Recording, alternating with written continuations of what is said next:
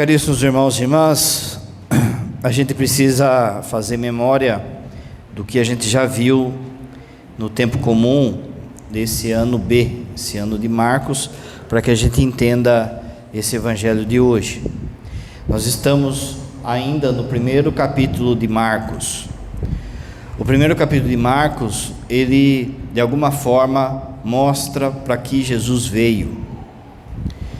A gente tem, como a gente viu há 2 domingos atrás, a primeira coisa é Jesus expulsa o demônio de um homem que estava no templo, que estava na sinagoga, melhor. Na semana passada, você vai lembrar, Jesus curou a febre da sogra de Pedro. E hoje Jesus cura um leproso. Isso tem um sentido teológico, que nos remete lá ao livro do Gênesis. O padre falou nos outros finais de semana, quem quiser procure aí no YouTube, no Spotify, para fazer o link com hoje. Por que nos remete ao livro do Gênesis, ao livro do Gênesis? Porque da mesma forma que havia o demônio, a mulher, Eva,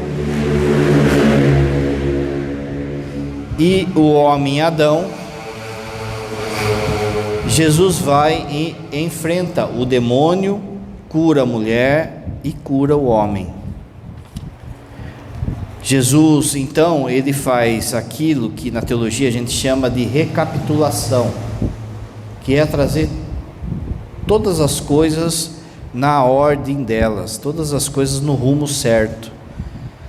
De forma que se lá no Gênesis o homem e a mulher, eles enfrentam o demônio e perdem, agora Jesus, o novo homem, vence o demônio.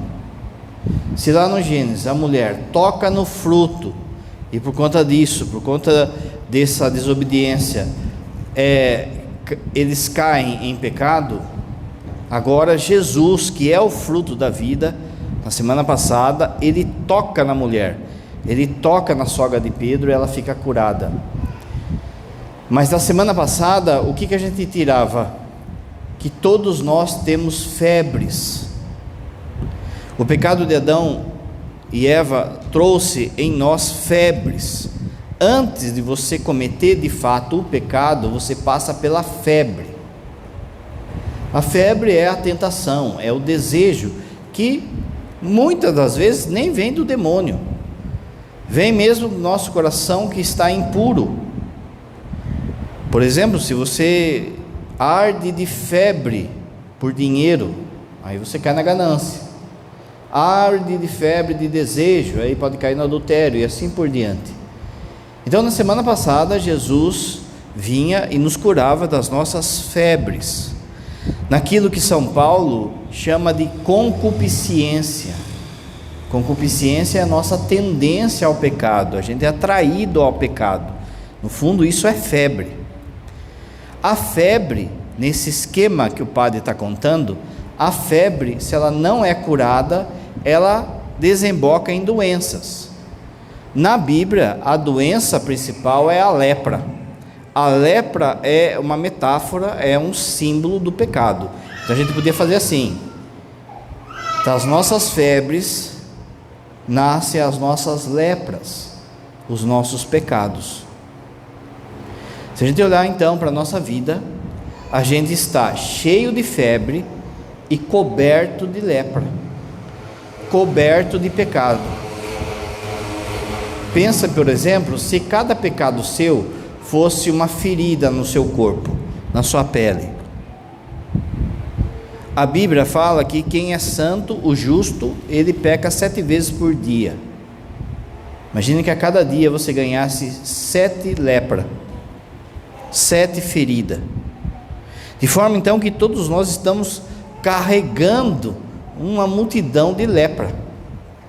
E é por isso que Jesus de novo vai tocar no leproso, e Jesus precisa tocar em nós, que a gente vai ver. Mas antes de ver isso, é preciso ver o que desembocou essas febres que o padre falou.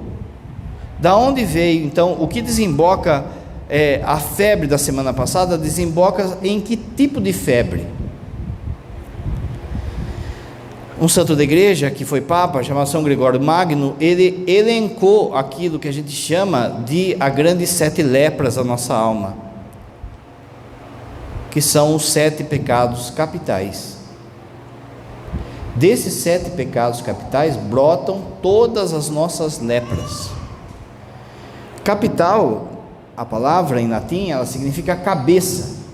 Então significa que existem pecados que são cabeça de outro, eles puxam outros de lepra em lepra, de forma que cada lepra traz como se fosse um monte de filhos que a gente carrega no nosso corpo, na nossa alma, melhor, como o padre dizia.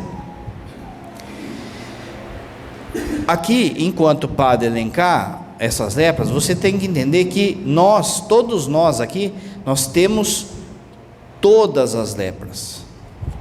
A gente tem os 7 pecados capitais em nós. Não acha você, esse pecado eu não tenho. Tem sim. É que sempre tem um que puxa a carroça. Sempre tem um na sua vida que manda em todos. É como os dedos da mão. Tem um dedo que cresce mais. Conforme ele cresce, ele puxa os outros. E é por isso que essas lepras, eles adoecem, nos adoecem espiritualmente, nos adoecem em relação às coisas de Deus. Ontem, por exemplo, Jesus curou um surdo mudo. Essas lepras afetam o modo como escutamos as coisas, como tocamos as coisas, como olhamos nas coisas, não só fisicamente, porque o pecado traz sim uma consequência física no nosso corpo, mas mais ainda na nossa alma. Nós não escutamos direito, por exemplo, Deus, nós não falamos direito as coisas que é para falar, nós não usamos de forma justa o prazer e assim por diante. Primeiro vamos ver então as lepras. São Tomás de Aquino foi também um santo que ele ordenou isso. Ele colocou de uma forma estrutural na sua Suma Teológica essas enfermidades, essas lepras. E os principais, não todos, os principais filhos de cada pecado capital. Então vamos identificar primeiro as nossas enfermidades. A primeira enfermidade é a enfermidade da gula, que é o desejo desordenado pelo prazer ligado à comida e à bebida. Deus deixou o prazer da alimentação para nós, Deus deixou o gosto, o sabor para nós, só que como a gente está com febre, isso vira a lepra da gula, percebe? Quais são os filhos da gula? Quais são as leprinhas que viram lepronas depois, se a gente não cuida? A primeira delas é a glutonaria, que é comer além da necessidade. Quando a gente fala gula, a primeira pecado que você lembra é esse, o de comer demais, até o ponto do desperdício, do prejuízo a outro, ou do prejuízo à saúde. Come tanto que há desperdício, prejuízo a outro, por causa que ele come tanto, o outro passa fome, e prejuízo à própria saúde. Outro, a embriaguez, o consumo excessivo do álcool levando à embriaguez. Padre, tomar cerveja é pecado? Depende. Se a dose que você tomar já dá alteração no seu consciente, aí já vira pecado. Tem gente que pode tomar uma latinha e não faz nada, mas tem gente que não pode tomar uma colher. Se saiu do eixo, começou a fazer gracinha, já está lá o pecado. Geralmente a bebida, a embriaguez, ela vem com um desafio, né? O demônio vai desafiando. Então, por exemplo, o homem acha que ele, não, eu estou bom, não estou, e vai tomando, vai tomando, vai tomando, mas ele não está bom, né? Pode ver que quando o cara toma umas cachaça, ele levanta, ele quer dar uma que está bom, né? Ele mira uma reta assim, ó, e vai marchando assim, né? Parece um cavalo marchador. Todo mundo está vendo que não está bom, né? Mas ele acha que está bom. Começa a fazer gracinha, começa a chamar todo mundo, você é meu amigo. Depois chora, depois vira o valentão. Depois está aí sujo, aquela coisa toda. Então, veja, se você reparar, por que Jesus ele transforma a água em vinho? Porque o vinho em si não é pecado, mas ficar bêbado é. Por que na missa se usa vinho? Quem começa a fabricar cerveja são os monges. Mas veja, de novo, se você percebe que tem problema com bebida, nem engole. Se você percebe que não tem problema com bebida, é uma latinha, um copinho e olha lá. Mas não, né? Enquanto não acabar, não para. Lepra. Quanta tristeza nas famílias por causa do consumo de álcool, não é? Outro pecado da gula, a picardia, que é a excessiva atenção ao refinamento e luxo na alimentação. Então a gula não é só comer demais, a gula também é comer de modo refinado, buscar coisa refinada para se alimentar, usar do luxo, da gastância, para ostentar aquilo que está comendo. E hoje em dia, em tempo de Instagram, gente, toma muito cuidado, viu? Fica aí postando, vai lá na padaria, lá pega aquele café lá que cheio de espuma lá, que parece shampoo. Aí coloca assim, que vida difícil, né? Toma cuidado, gente, às vezes a gente está ostentando também quando, por exemplo, a gente vê aí, a pessoa gasta R$2.000, por exemplo, num pratinho de nada lá, porque foi o Masterchef lá que fez. Num país que a turma morre de fome, é pecado. Refinado, comer de modo refinado. O fastio, que é a preocupação com a qualidade e a sofisticação dos alimentos, desprezando os simples e os necessários. Aqui não é só que é caro, mas tem que ser assim, difícil de achar, ou exótico, ou sabe, ou sempre a pessoa, ela busca algo diferente para saciar o seu estômago, algo exótico. Então um dia ele vai lá, não, hoje eu vou comer comida tailandesa, hoje eu vou comer não sei o que, hoje eu vou... E parece que não, mas isso gasta tempo, gasta forças, energias, e por vezes gasta aquilo que a família não tem para gastar por causa de busca de coisa refinada, não é? Ou aqui vale também a questão das marcas, né? A pessoa só quer comprar aquelas marcas caras, marca top, marca não sei o que, de importado, não sei o que lá. É lepra, gente. Aqui, olha que fala, e não a busca por alimentos simples. Isso não quer dizer que você não pode ter gosto pelas coisas. A gula, ela se dá quando de fato a pessoa só quer assim. Outro, comer por impulso. Ai.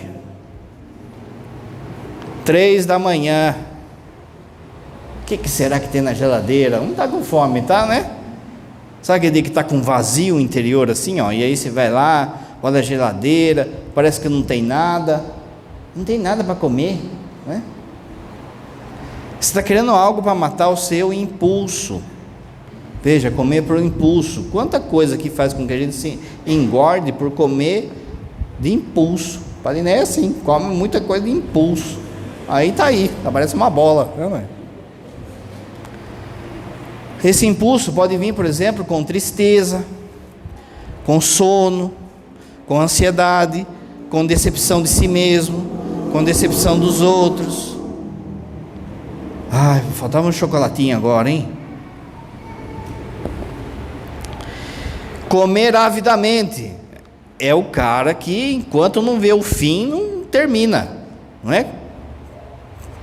Tem um cara aí que eu conheço, um padre que eu conheço, nem vou falar o nome dele, mas vou dar a letra inicial. Letra W. Tem hora que ele começa a suar assim, ó, suar. Mas tem que acabar. Sabe criança de pobre? Faz compra, a mãe fala assim: essa bandeja de Danone tem que durar o mês inteiro. Aí na tarde acaba, não é? Porque ele fica assim, ó, se eu não comer logo, o outro vai comer, meu irmão vai comer. Então ele fica assim, pá. E o inverso disso tudo, que é a bulimia, quando a pessoa enfia o dedo na goela lá para manter a silhueta, também é um pecado da gula. Veja, é uma desordem relacionada à comida, a anorexia e a bulimia. Segunda lepra, a avareza é o amor excessivo e desordenados pelos bens materiais e pela riqueza. Daí vem o que? A fraude. 1 quilo tem que ser 1 quilo. Você não pode fraudar as coisas, você não pode mentir em relação às coisas. Você vai vender um carro, você sabe que o carro não está bem, você tem que falar para a pessoa: esse carro tem esse problema, esse problema, esse problema. Não, vamos mascarar o problema para vender no preço de tabela. Isso é fraude, é lepra. A pessoa vê que ela tem, sei lá, ela tem um Chevette. O Chevette dela vale 100 conto, um Corcel, um Fusca, vale 100 reais, vamos supor. Mas o outro cara, que acha que é espertão, ele sabe que o cara que está vendendo o carro, ele está apertado, está passando necessidade. Aí vai o cara e fala assim: eu dou 50 agora, mas o carro vale 100. Ele está explorando o sofrimento do outro. Isso é pecado grave. Você que tem loja, você que trabalha com comércio, existe um lucro que é justo e que Deus te abençoa, mas existe um lucro desmedido e por vezes se torna fraude. Você combinou algo, por exemplo, com o empregador, você tem que trabalhar aquilo. Se você combinou que vai trabalhar 8 horas por dia, você tem que trabalhar 8 horas por dia. Não é ficar... Quanta confissão que o padre atende de gente, por exemplo, que se esconde na fábrica em turno de noite para ficar dormindo. É fraude. Fraude de imposto, fraude em relação a comprar carteira de motorista, e a coisa vai longe. A traição, olha só, pecado de Judas, por dinheiro. Abandonar princípios ou pessoas em busca de vantagens materiais. Para ter vantagem, eu entrego a todo mundo. O roubo, furto, roubo, né? Não precisa nem dizer. A usura, isso aqui é importante, hein? A usura é pecado grave, gente. A usura é a cobrança excessiva de juros nos empréstimos. É pecado grave. Existe uma usura no meio do povo, quando as pessoas então ganham em cima, de novo, do sofrimento do outro. O outro está apertado. Olha, você empresta tanto dinheiro para mim, não sei quanto de juro. Um irmão está apertado. Existe algo que é justo nesse juro. Qual é o juro justo? Aquilo que faça com que você não desvalorize o seu dinheiro. No Brasil, o dinheiro a cada dia ele vai desvalorizando. Então, um juro que faça permanecer o valor do dinheiro. Agora, quando o juro é para que eu ganhe em cima do cara, aí já é pecado. A batata vai assar para os bancos. Pode esperar, pode escrever isso aí. No dia do juízo, a batata vai assar, porque os bancos vivem de usura. A miserabilidade, que é a recusa em compartilhar recursos ou bens com os necessitados. É o avarento. Ele confia no dinheiro, ele confia no que ele tem. Lepra. A cobiça, o desejo desmedido de possuir mais, independente das suas necessidades. Presta atenção, existe uma ambição que é justa. Um dia quero comprar um carro, quero comprar a nossa casa, quero, sei lá, existe uma ambição que é justa. Agora, existe uma ambição desmedida quando eu começo a cobiçar as coisas, cobiçar o que o outro tem, ou então cobiçar aquilo que eu não tenho necessidade. Aqui entra tanta coisa, né? Questão de marcas. Eu tenho que ter aquele telefone, eu tenho que ter aquela roupa, a cobiça diante do que os outros têm. Ou, de novo, essa cobiça que acaba, por vezes, massacrando o outro. Para que eu suba, para que eu tenha aquilo que eu estou cobiçando, eu vou pisar nas pessoas, eu vou deixar as pessoas de lado, eu não vou ajudar as pessoas. A exploração, como o padre falou, tirar vantagem justa do trabalho, ou situações de outros para benefício próprio. Se você abrir o catecismo, existem pecados que brandam o céu. O que significa isso? Significa um dia do juízo, os anjos vão pedir justiça. Os pecados sexuais contra a natureza, os pecados contra os inocentes, de modo especial, as crianças, desde o útero, as viúvas, os órfãos, e a exploração do trabalhador. Às vezes a gente vê, por exemplo, firmas ou empresas que ficam atrasando o salário do funcionário para ganhar em cima do juro ou ganhar alguma coisa, isso é pecado grave, gente. Aquilo que é justo não é seu, tem que dar de modo justo. O acumular coisas também, avareza. Terceira lepra, que daí vem todos os filhos dela, a luxúria, que é o desejo excessivo e desordenado por prazeres sexuais. De novo, a mesma coisa que a comida. Deus deixou o prazer sexual dentro do casamento. Tudo que está fora do casamento relacionado à sexualidade é pecado.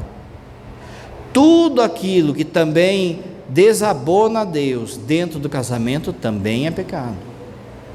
O prazer sexual vivido entre o casal, homem e mulher, e ponto final, nas leis naturais que Deus deixou. Mas como a gente tem febre, um monte de lepra que nasce na questão sexual nossa. Adultério, que é quando pelo menos um é casado.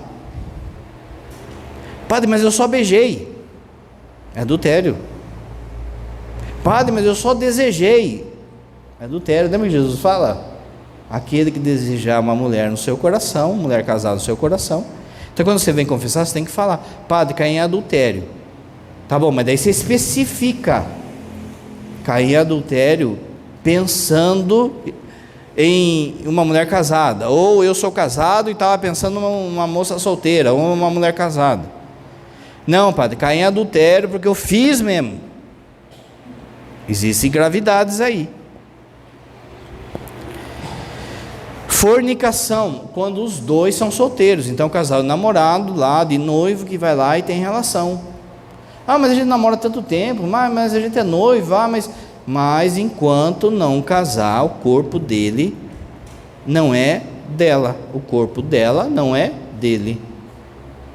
Quando você é batizado, você entra no coração de Jesus, você começa a fazer parte do corpo de Jesus, você e Jesus se tornam um.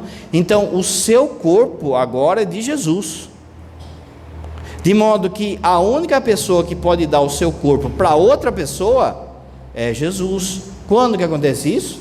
No casamento. Pornografia, que é o consumo de material que explora sexualmente o ser humano. Explora sexualmente o ser humano. Aqui pode ser imagem, vídeo, música, livro, conto. Presta atenção. Os homens, eles são mais visuais. E é por isso que a pornografia é uma grande lepra no meio dos homens. É por isso que você fica aí, homem, você fica com um zoião aí, não é? Olhando as coisas assim, pá, na rua, na fábrica, não sei o quê. Porque você traz essa febre no seu coração. Você tem, todos nós homens, todos nós temos que botar a rédea. A mulher não é tão visual, ela é mais do toque e da imaginação. Então, apesar de ter acontecido muito, de muitas mulheres caírem no vício da pornografia de vídeo, se manifesta muito assim, às vezes com leitura erótica, que fica sonhando, fica imaginando, ou com toques, né? Com toque, com elogio. Você, mulher, tem que tomar muito cuidado com o elogio. O elogio já fica, já bambeia a perna já. E os gavião já sabem o que faz, então vai lá, fica lá, nossa, você está linda, você não sei o que, bababá. Se eu tivesse uma mulher dessa, nossa, seu marido não valoriza você, pai, vai encher na bola. O demônio tem táticas, né? Ele sabe como ele vai atacar cada um. O homossexualismo, a pedofilia, aquilo que o padre falou. Existem pecados que os anjos vão pedir justiça, hein? Masturbação, zoofilia,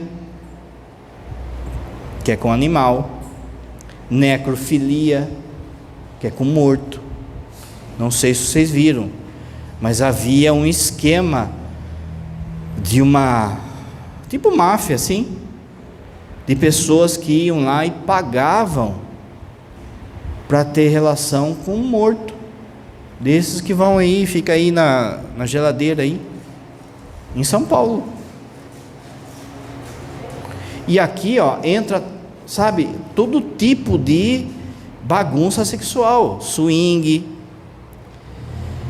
Em São Paulo havia uma casa de bagunça geral. E ali eles queriam imitar o povo romano. O povo romano caía também em orgias assim. E entre as práticas sexuais havia também o excesso da comida e da bebida. Então virava tudo uma droga, tudo aquela coisa. E lá no povo romano havia uma sala chamada vomitório, onde depois que a pessoa ficava lá zoando lá, ela ia para a sala, botava o dedo na goela e voltava, para voltar na bagunça. Em São Paulo já tinha um clube assim. Febre. De forma assim, ó, qualquer pecado, qualquer ato sexual fora do casamento é pecado grave. Dentro do casamento ainda tem que tomar cuidado, ver o que faz, que nem tudo é permitido. Aquilo que é contra a natureza é pecado.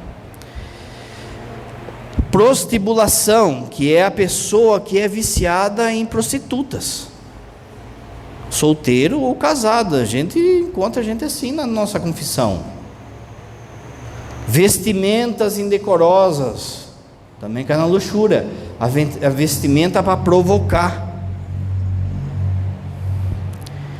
Pensamentos impuros. Veja, o demônio ele tem táticas, então ele fica jogando na nossa cabeça um monte de pensamento, não só de sexualidade, mas conforme você vai alimentando certas coisas. Por exemplo, se você alimenta a pornografia, ou alimenta o desejo de ter dinheiro, ou alimenta a raiva, conforme aquilo que você dá o sinal para o demônio, é isso que ele vai ficar martelando na sua cabeça, ó. E é por isso que às vezes está rezando, está na missa, está em algum lugar e vem uns pensamentos meio louco. Por quê? Porque ele não quer que você chegue até Deus. Mas como a gente está com a memória poluída, seja do que for, ele fica tirando esses dardos. Aqui vale a dica: enquanto é algo que ele sopra, que ele joga, até aí não é pecado.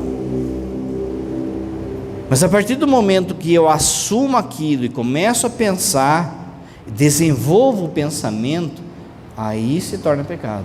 Então, por exemplo, você está aqui na missa, vem um pensamento mais esdrúxulo, e você, pá, não deu moral, você não deu moral. Você pegou,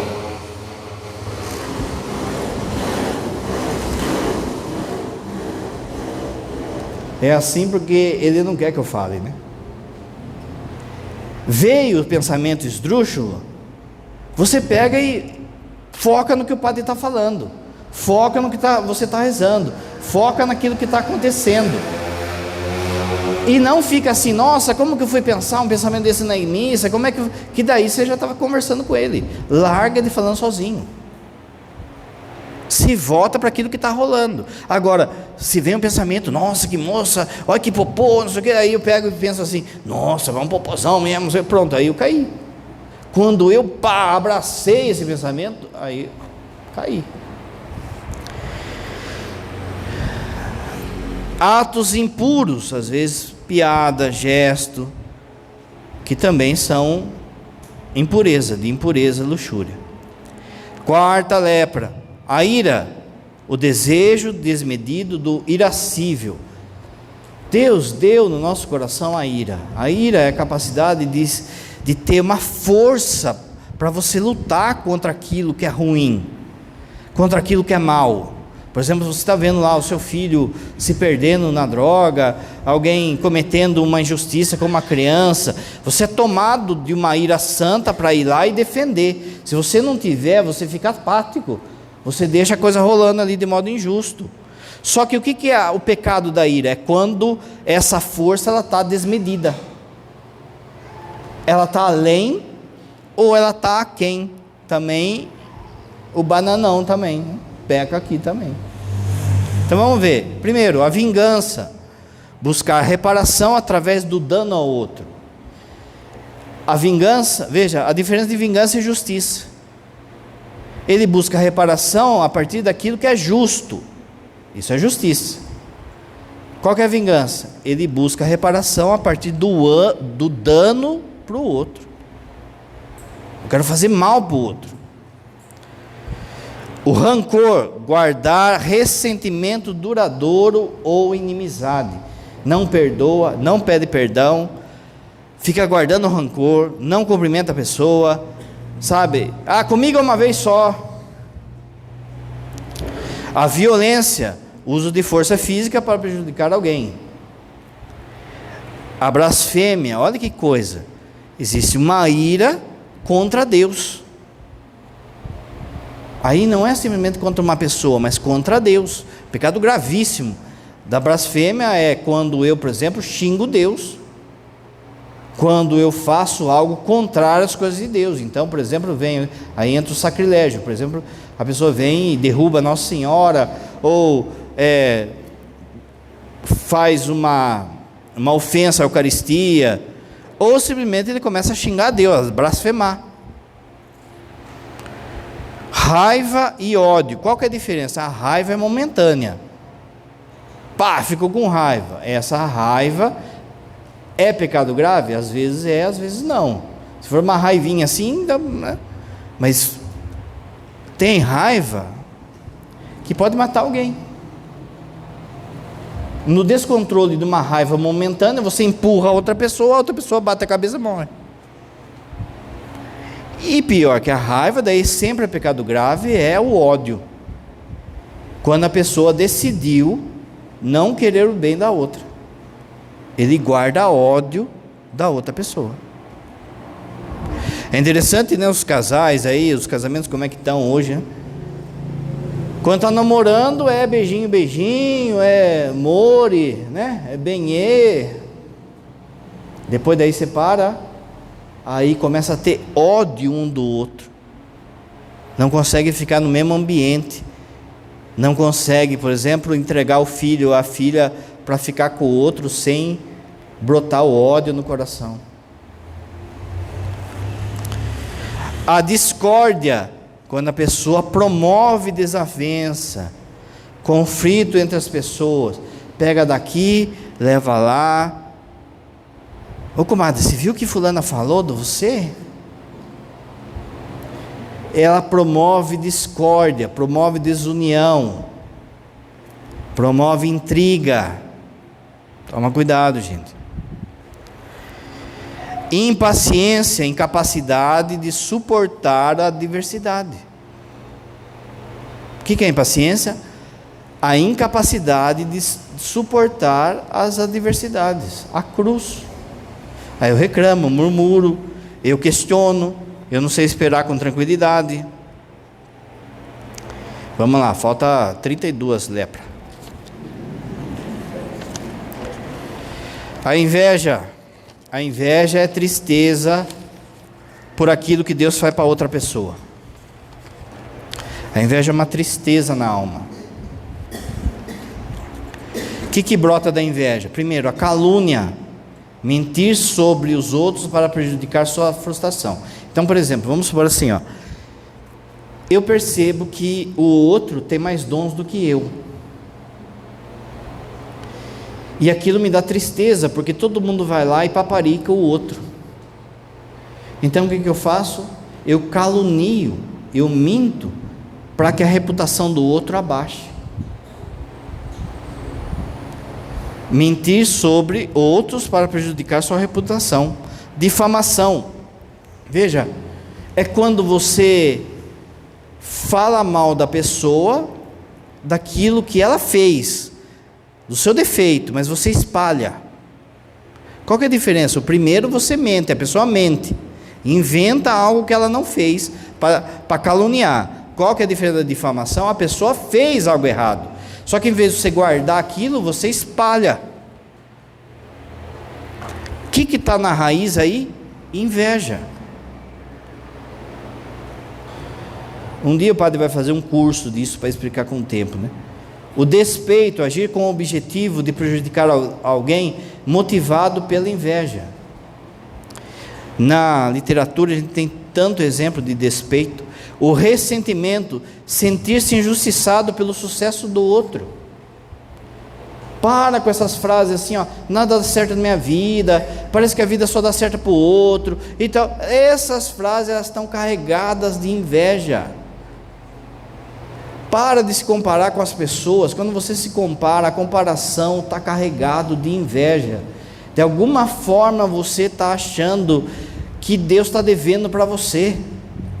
Para de ficar falando nada dá certo na minha vida, só eu que sofro, só eu que isso, aquilo outro. Tudo isso carrega uma profundo achar que Deus está devendo para você. Mas eu não falo isso, mas não precisa falar. Porque se a vida só dá certo para os outros e para mim não, então significa que quem manda no tabuleiro só está ajudando os outros. Quem é que manda no tabuleiro? É Deus. Então você está reclamando de Deus. Para disso. Isso atrai em nós doença física, doença espiritual, condenação, chatice. Ninguém aguenta uma pessoa invejosa. E de novo, a inveja não é o zoião. Ninguém aguenta a pessoa ficar reclamando, murmurando. Ninguém aguenta.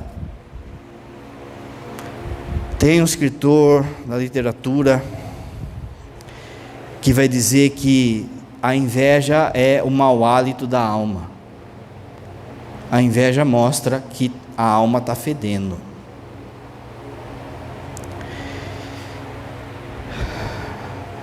Ciúme, presta atenção, existe um ciúme que é bom. Deus é um Deus ciumento, a Bíblia fala. Quando o ciúme é bom, o Papa João Paulo II vai explicar. Quando é um ciúme que protege. A mãe chega para o filho e fala: quem é esses seus amigos aí? Quem são esses seus amigos? Preciso conhecer esses seus amigos. Existe um ciúme que protege. Quem são, falando para o marido, quem é essa mulher que fica ligando toda hora aqui? Quem são esses amigos aí que você fica saindo toda hora? Existe um ciúme que protege. Quando o marido percebe a roupa que a mulher está. Oi, viu? Está mostrando muito aí, ó. Não é? O chuchu está aparecendo. Quando que o ciúme vira pecado? Quando a pessoa transforma a outra numa coisa.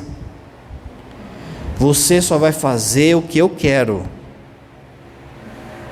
A pessoa rouba a liberdade da outra.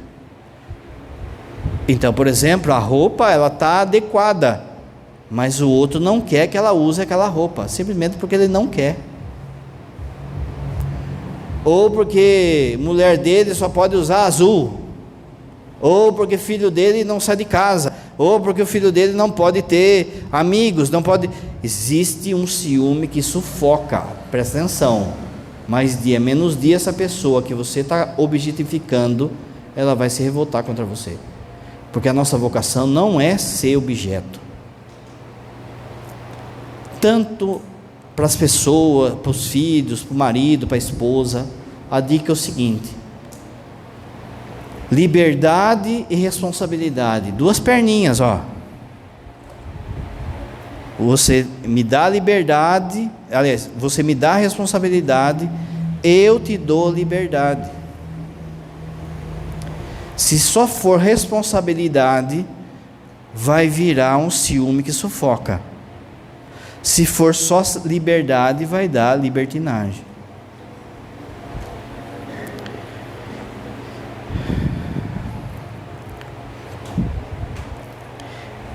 Sexto, a preguiça.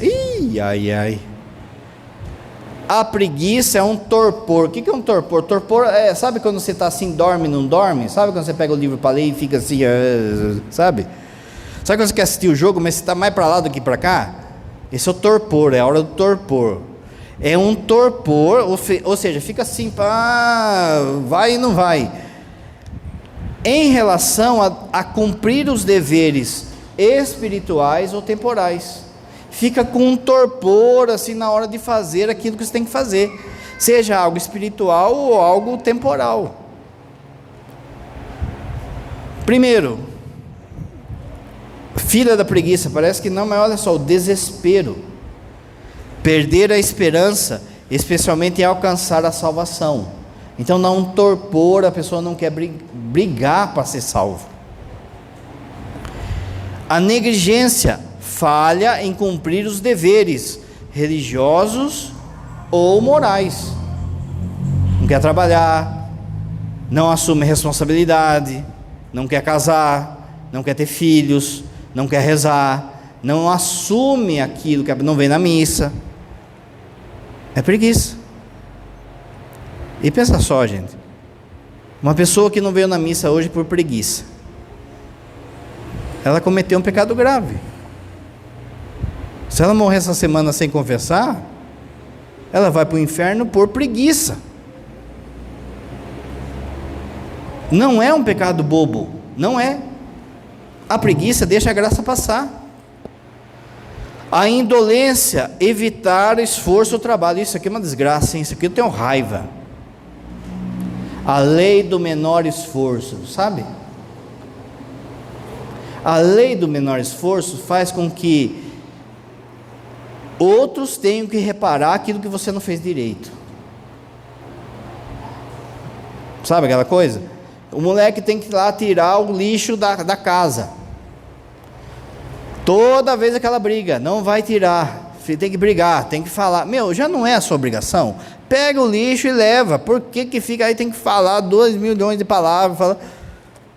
Mas o moleque pega e vai. Aí ele pega o saco assim, aí vai arrastando assim. Aquele caldão que vai caindo assim, né? Eu já falei já aqui, não é? Anjo da guarda dessa pessoa, rasgue o saco quando acontecer isso. Por quê? Porque daí ela vai ter que fazer mais do que era para ter sido feito da primeira.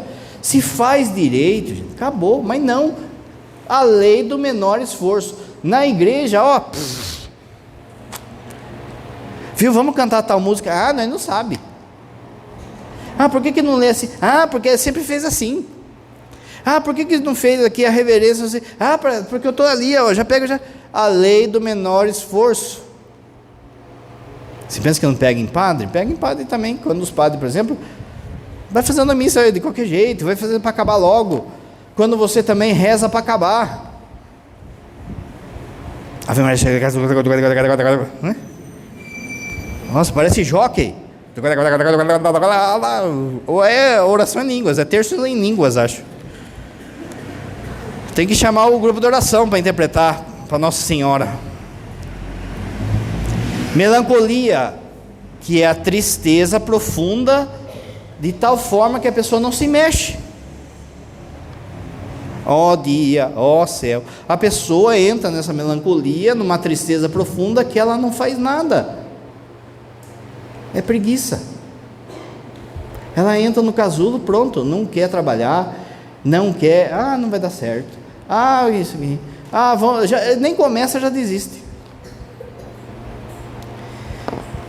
E tem tanto também na igreja, hein? Vamos fazer tal coisa? Padre. Vamos fazer 2 capelas, né? Não tem dinheiro. Padre. Quanto que eu escutei, vida? A apatia, falta de interesse pelas obrigações que a gente tem que fazer. É apático. Sabe, se eu tenho que, por exemplo, ler na missa, eu tenho que preparar antes, gente. Eu não posso ser apático. Eu não posso ser apático daquilo que eu tenho que fazer, por exemplo, no trabalho. Eu tenho que procurar fazer e fazer bem feito, não simplesmente pelo dinheiro, mas porque antes de tudo eu estou fazendo pela minha santificação, estou fazendo para Deus, e não de forma apática, sabe? Lerda, parece que quer causar, espera o conflito. E também não é, da mesma forma, cai na preguiça, mas daí de uma forma excessiva, o utilitarismo, sabe, fazer tudo apressado, tudo para ontem, 3, 4, 5 coisas ao mesmo tempo, para se livrar logo, depois a gente não sabe porque a gente está doente, está ansioso, está depressivo, porque a gente é assim, o reloginho nosso aqui dentro está tudo zoado. O descuido, falta de atenção, cuidado com as próprias responsabilidades, inclusive com o corpo, a saúde, os filhos, a casa, a igreja. Qualquer hora vai pegar fogo naquele fogão lá, sua mulher vai explodir. Está esperando o quê? Para trocar aquele caninho do gás? Está esperando explodir, não é? Quem sabe assim eu fico viúvo e daí arrumo uma de 20. Já vou dar a dica já, hein? Eu vou na casa das pessoas, veja, a turma fala assim, não repara na bagulho, mas tem coisa que não dá para reparar, né? E tem uma coisa que não tem jeito, eu fico incomodado: pia suja. O padre vai abençoar a casa, se o padre vai abençoar a casa, pelo menos naquele dia limpa a pia, né? Aí tem lá um pé de couve nascendo na pia, gente, no prato lá que comeu faz 3 dias, tá lá, a carne tá roxa. É batata roxa? Não, é carne. Sabe, vai deixando, descuido daquilo que é próprio nosso, descuido do estudo, sabe? Jovem, estuda de véspera, não faz o trabalho, sabe aquela coisa? Copia, mas faz diferente. Esquecimento de Deus também cai na preguiça. Lembra que o padre falou? A preguiça é a gente não fazer aquilo que a gente tem que fazer. Aqui entra a preguiça espiritual, que se chama assídia. Não rezar, não ir na missa, não ajudar os outros, não confessar. Última lepra: o orgulho, que é o amor desmedido por si mesmo e a busca da própria excelência. Quais os filhos do orgulho? Vaidade, o excesso de preocupação com a própria imagem.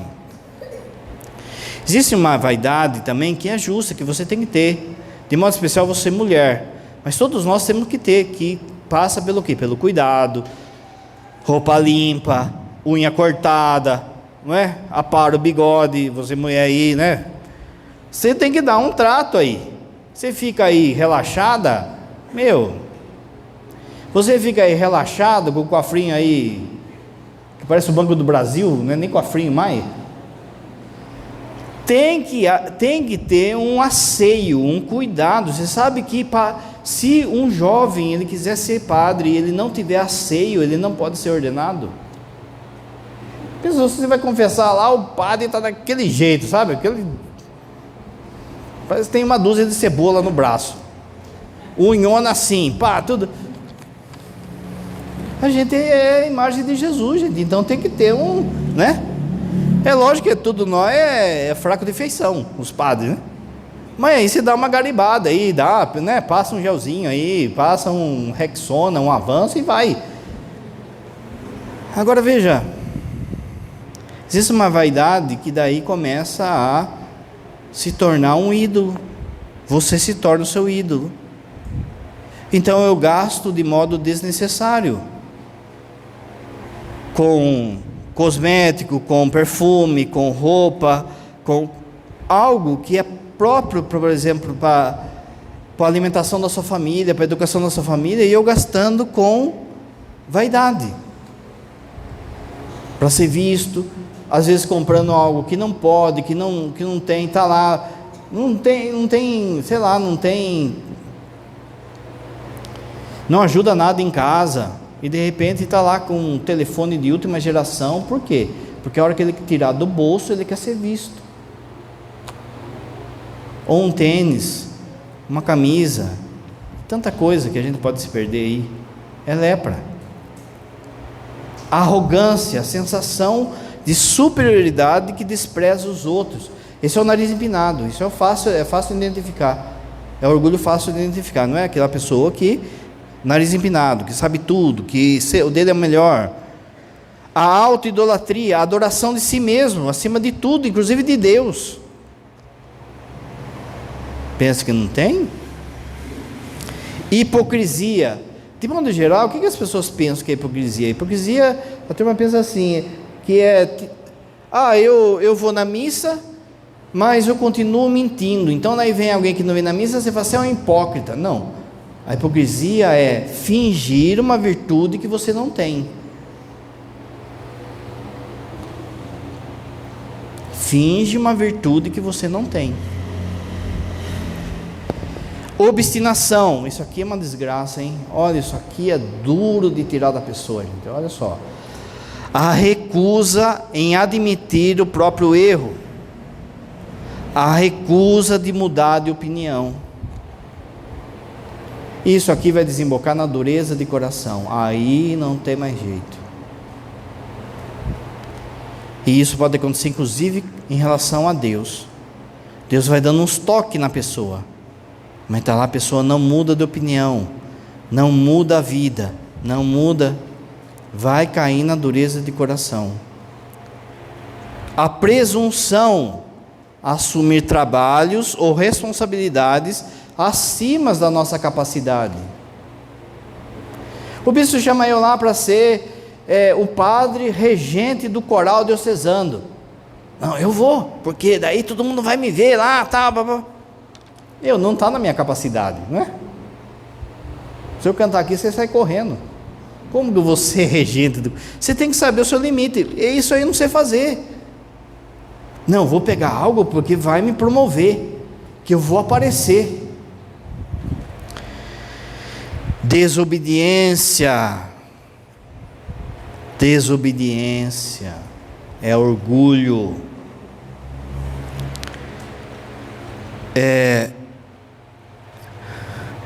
o desdém e o desprezo pelos outros, considerando que todo mundo tem que me servir.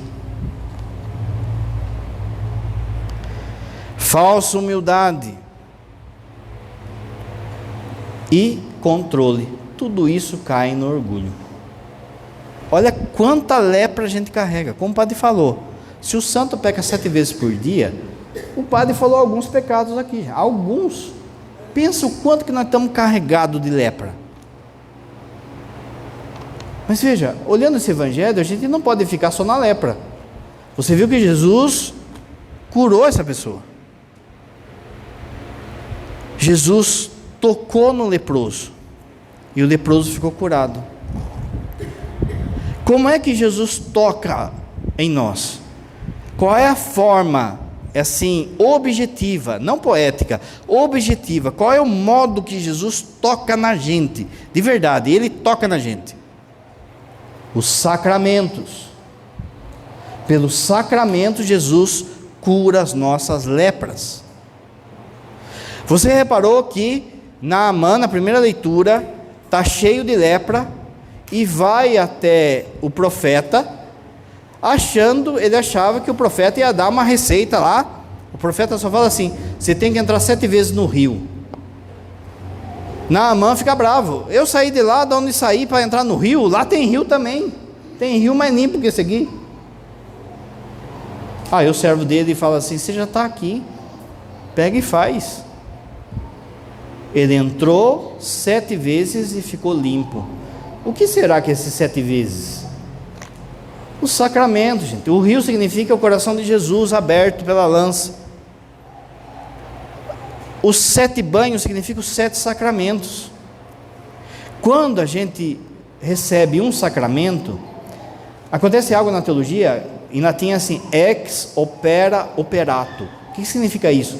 Significa que a coisa por si, ela muda você. Ela não depende de algo anterior.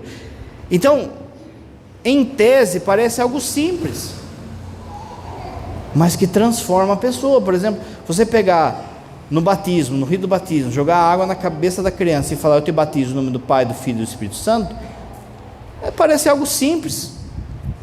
Naamã quis desprezar aquilo que era simples, mas a criança naquele momento se torna um filho de Deus. A lepra do pecado original cai naquela hora. Quando você vai confessar, toda a sua lepra cai. Viu o que Jesus falou hoje? Jesus tocou e falou assim: vai lá se apresentar para o sacerdote agora. O sacerdote vai dizer que você está curado. Você vem confessar, fala seus pecados, você fala sua lepra. O padre fala assim: está arrependido? Estou arrependido, eu te absolvo em nome do Pai, do Filho e do Espírito Santo. O que o padre fala depois disso? Vai em paz. Por quê? Você está curado. Os sacramentos, a Eucaristia, a unção dos enfermos. Quer curar a lepra? Quer curar essas lepras? Sacramentos. Mas eu aposto que tem gente que pensou assim: mas padre, de todos esses pecados que o senhor falou, eu não tenho nenhum.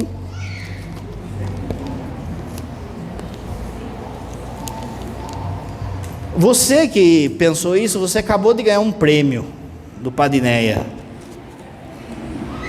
O prêmio é ir para Brasília de a pé e ficar por lá, porque você é um soberbo. Todos nós estamos carregados de lepra. Deixa Jesus curar em você, tocar em você, deixa Jesus curar você. Como que Ele cura? Sacramentos. Crê em Deus Pai Todo-Poderoso,